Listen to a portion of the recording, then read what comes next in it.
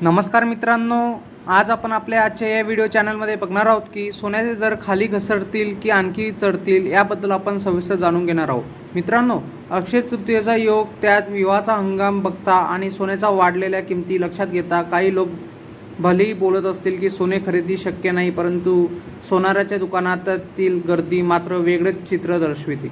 आजचे अक्षय तृतीयेचे मुहूर्तावर धातू स्वरूपातील वडी, चिप्स किंवा अलंकार खरेदीचे मूल्य किती कोटी रुपयावर उडी मारते ते बघणे उत्सुकतेने ठरणार आहे।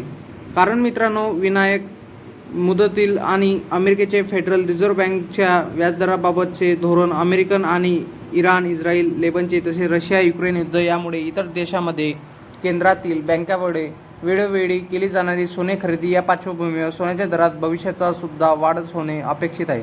ज्यावेळी जगभरात कोविडसारखी महामारी किंवा युद्धजन्य महाकालीचे आर्थिक मंदीची परिस्थिती उद्भवते, त्यावेळी सोन्याच्या मागणीत मोठी वाढ दिसून आली आहे।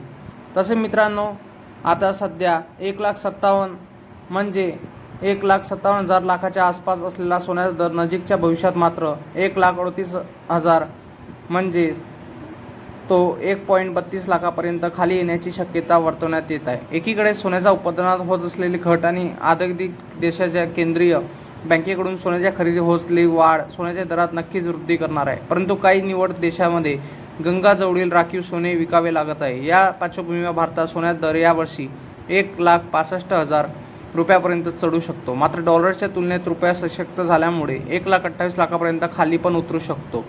मित्रांनो, सोने चांदी घेणे हे आता खूप मोठे ठरणार आहे, कारण आता लग्नसराईचा काळ सुरू होत असल्याने तज्ज्ञांच्या मते सोने वाढतील किंवा खाली येतील यांचे स्वरूपात वर्तवण्यात येत आहे, पण अजून ते ठरलेले नाही। तरी तर मित्रांनो, सोन्याची गुंतवणूक जोखीमदार ठरत आहे, त्यामुळे सोन्याची गुंतवणूक करताना तुम्ही सविस्तर माहिती घेणे गरजेचे आहे। त्यासाठी तुम्ही आपल्या चॅनलला लाईक, शेअर अँड सबस्क्राईब करा, जेणेकरून तुम्हाला असे नवनवीन व्हिडिओ आपल्या चॅनलतर्फे